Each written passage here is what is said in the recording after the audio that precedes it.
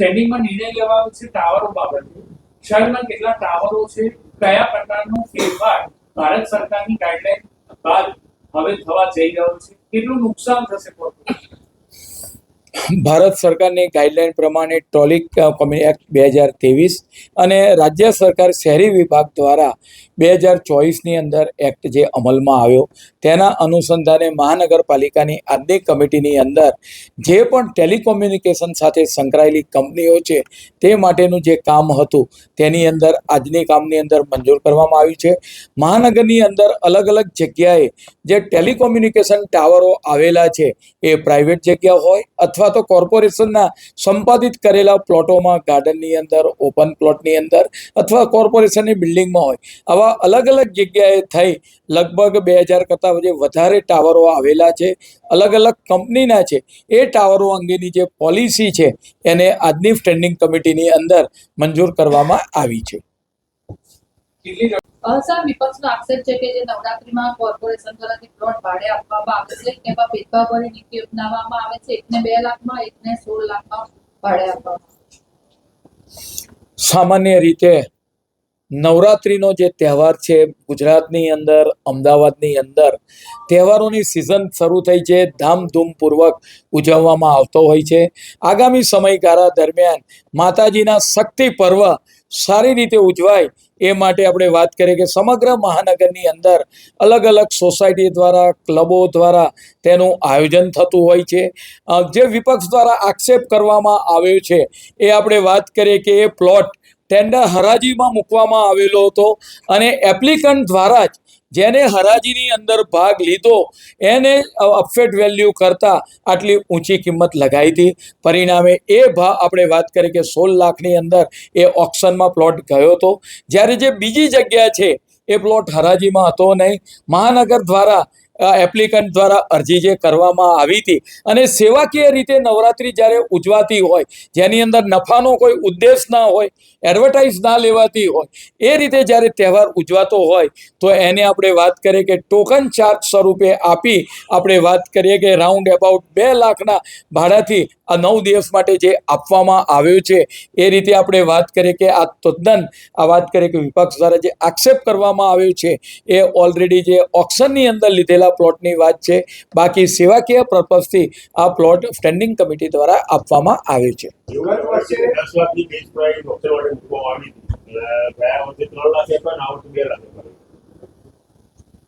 ઓક્શનની અંદર જ્યારે કોઈ પાર્ટી આવતું ના હોય, બરાબર, એ પ્લોટની અંદર ઓક્શનની અંદર જ્યારે કોઈએ પાર્ટીએ ભાગ લીધો નહોતો, એના કારણે આપણે વાત કરીએ કે છેલ્લે ગઈ સ્ટેન્ડિંગ કમિટીની અંદર નિર્ણય કરી તેને આ રેટથી આપવામાં આવ્યો છે.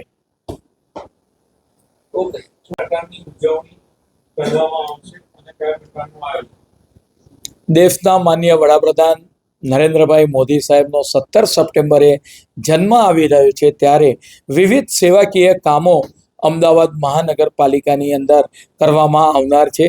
જેમાં અમારા જે 12 CHC સેન્ટરો આવેલા છે, 30 બેડની હોસ્પિટલો, આ તમામ હોસ્પિટલની અંદર મેડિકલ કેમ્પ કરવામાં આવશે. ત્યાં લોકોના ECG હોય, ડાયાબિટીસ હોય, કોલેસ્ટેરોલ હોય, લિપિડ પ્રોફાઇલ હોય, RBC, WBC, આ તમામ પ્રકારના જે ટેસ્ટ છે એ ટોટલી ફ્રી કરવામાં આવશે. તદુપરાંત કોર્પોરેશન સંચાલિત 3 મોટી હોસ્પિટલો, શારદાબેન હોસ્પિટલ, તદુપરાંત LG હોસ્પિટલ અને SVP હોસ્પિટલ, આ 3 મોટી હોસ્પિટલોની અંદર સૌ પ્રથમવાર કેન્સરનું નિદાન કરતી પ્રાથમિક તબક્કામાં મેમોગ્રાફી મશીનો લાવવામાં આવ્યા છે. ત્યાં આગળ આ મેમોગ્રાફી મશીન દ્વારા સ્કેનિંગ કરવામાં આવશે. પ્રાઇવેટની અંદર આનો ચાર્જ 500 થી 1000 રૂપિયા હોય છે. એ દિવસે આપણે વાત કરીએ કે તમામ બહેનોને ફ્રી ટ્રીટમેન્ટ આપવામાં આવશે, સ્ક્રીનિંગ કરવામાં આવશે. તદુપરાંત 17 સપ્ટેમ્બર પછી 18 સપ્ટેમ્બરથી જે અમારા અર્બન હેલ્થ સેન્ટર આવેલા છે 90 કરતાં વધારે, ત્યાં આગળ આપણે વાત કરીએ કે જે સેવાકીય વસ્તી છે એ વસ્તીની અંદર મેડિકલ કેમ્પો આવનાર સમયગાળા દરમિયાન કરવામાં આવશે. આમ જ્યારે દેશના વડાપ્રધાનનો 17મી તારીખે જન્મદિવસ છે ત્યારે અનેક સેવાકીય કામોમાં આપણે અમદાવાદ મહાનગરપાલિકા દ્વારા કરવામાં આવશે. આ તમામ CHC પર અમારા ધારાસભ્યશ્રીઓ, પાર્ટીના કાર્યકર્તાઓ, માનનીય મેયરશ્રી, સમગ્ર ટીમ, સમગ્ર કાઉન્સિલર મિત્રો અને નગરજનો એની અંદર જોડાશે. સમયમાં કેટલા ખર્ચ છે, કયા પ્રકારનું અત્યાધુનિક સ્પોર્ટ છે? દેશના વડાપ્રધાન આદરણીય નરેન્દ્રભાઈના નેતૃત્વની અંદર વિકસિત કક્ષાએ અમદાવાદ મહાનગર અને દેશ એ સતત પ્રગતિ પામતો રહ્યો છે. ભારત સરકારના ગૃહ અને સહકાર મંત્રી આદરણીય અમિતભાઈ શાહ સાહેબના વરદ હસ્તે નારણપુરા વીર સાવરકર સ્પોર્ટ્સ કોમ્પ્લેક્સ નારણપુરા ખાતે તેનું લોકાર્પણ કરવામાં જનાર છે.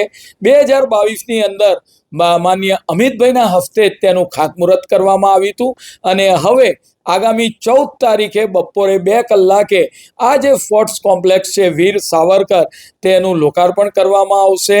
અનેક દેશના અને આપણે વાત કરીએ કે રાજ્યના રમતવીરો, રાજ્યના માનનીય મુખ્યમંત્રી શ્રી ભૂપેન્દ્રભાઈ પટેલ સાહેબ, માનનીય યુવા શાસ્ત્રી હર્ષભાઈ સંઘવી સાહેબ, અનેક આપણે લોકો આની અંદર જોડાશે. જેમનું સ્પોર્ટ્સ પ્રત્યે આગવું યોગદાન છે તેવા રમતવીરો, રાજ્ય કક્ષાના, રાષ્ટ્રીય કક્ષાના, અમદાવાદ મહાનગર અને ગુજરાતના પ્રતિષ્ઠિત નાગરિકો, આમ લગભગ 25થી 30,000 લોકોની હાજરીમાં આ વૈશ્વિક કક્ષાનું સ્પોર્ટ્સ કોમ્પ્લેક્સનું લોકાર્પણ કરવામાં આવશે. પરિણામે અમદાવાદનો યુવાન હોય, ગુજરાતનો યુવાન હોય, ભારતનો યુવાન તે પોતે રમતગમત ક્ષેત્રે જે આપણે મેડલ એશિયાડની અંદર, ઓલિમ્પિકની અંદર અને વૈશ્વિક રમતોની અંદર મેળવી શકે એ પ્રકારના વોર્મઅપ આપણે વાત કરીએ કે ગ્રાઉન્ડ, તદુપરાંત આપણે વાત કરીએ ટેબલ ટેનિસ, બાસ્કેટબોલ, અનેક રમતો સ્નાનાગર એ આંતરરાષ્ટ્રીય કક્ષાના ત્યાં આગળ બનાવવામાં આવ્યા છે. પરિણામે અમદાવાદના યુવાનો અને ભારતના યુવાનો આગામી સમયગાળા દરમિયાન અહીં આગળ ટ્રેનિંગ લઈ વૈશ્વિક કક્ષાએ ભારતનું નામ રોશન કરશે. એપિસોડ પર આપણે પણ આની સ્ટેન્ડિંગ કમિટી પર ચર્ચા કરવામાં આવી. કયા પ્રકારની ચર્ચા અને શું આદેશ અપાયા? હેપી સ્ટ્રીટ, માણેક ચોક, વર્ષોથી ખાણીપીણી બજાર અમદાવાદમાં લાગતા હોય છે અને અનેક લોકો લો ગાર્ડન ખાતે આવેલા હેપી સ્ટ્રીટની અંદર જતા હોય છે. કોરોના કાળ પછી હેપી સ્ટ્રીટ આપણે વાત કરી કે પહેલાં નવી બનાવવામાં આવી, પરંતુ કોરોના કાળ પછી જે ઓક્શન કરવામાં આવ્યા હતા અનેક વેપારીઓ દ્વારા તેમના ધંધા રોજગાર હતા એ બંધ થઈ ગયેલા હતા. પરિણામે લીગલ મેટર ઊભી થઈ હતી અને વાત કરીએ કે હાઈકોર્ટની અંદર પણ ગયા હતા. ત્યારબાદ વાત કરીએ કે અમદાવાદ મહાનગરપાલિકા દ્વારા જે પણ 36 લોકો હાઈકોર્ટની અંદર ગયા હતા તેમને સાંભળી મહાનગરપાલિકાએ તેમને રાહત દરે આપણે વાત કરીએ કે 36 જણને ટેબલ આપવામાં આવ્યા. પરિણામે તે લોકોએ પોતાનો પુનઃ ધંધા રોજગાર શરૂ કર્યો. આવનાર સમયગાળા દરમિયાન બીજા 16 લોકો અને જે પ્લોટ બાકી રહે છે 10 બાય 10ના સ્ટોલ 15,000ની ઓક્શન પ્રાઇસ નક્કી કરી આપવાનું નક્કી કરવામાં આવ્યું છે. પરિણામે હેપી સ્ટ્રીટને અમદાવાદનું ખાણીપીણી બજાર આગામી જ્યારે નવરાત્રિના તહેવાર આવતા હોય, દિવાળીના તહેવાર આવતા હોય ત્યારે નગરજનોને એક જગ્યા, સારી જગ્યા મળી રહે અને ભૂતકાળની અંદર લોકો રાત્રિના સમયે હેપી સ્ટ્રીટને આવતા હતા તે બજારને ફરીથી ગાડી પાટા પર લાવવા માટે આજની સ્ટેન્ડિંગ કમિટીમાં ખાણીપીણી બજારને મંજૂરી આપવામાં આવી છે. પ્રધાનમંત્રી